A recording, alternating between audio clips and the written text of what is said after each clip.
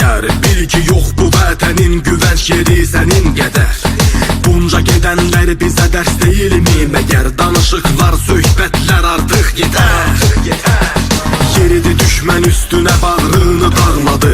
10 illiklər sonra yurda bayrağını bağladı. Baxıb bu bayrağa qüruru ilə ağladı. Şəhid gedəni can üstündə torpağını qucaqladı. Həm sizə rəhbərimizə çox inamımız, qarşıda da alınası intiqamımız. Azərbaycanımız güclü yumruğa dönmüş. Baxın nəhayət ki indi birik hamımız.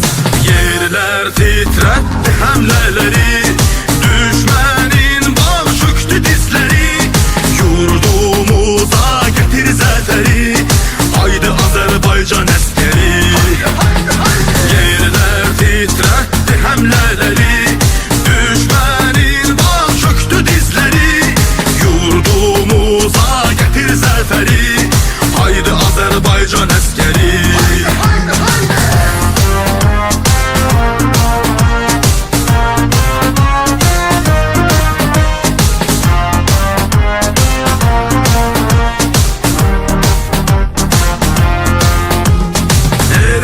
Nə tuladır, giribdir torpağımıza, torpağımızda at oynadır. Hələ bir dövlət yaradır.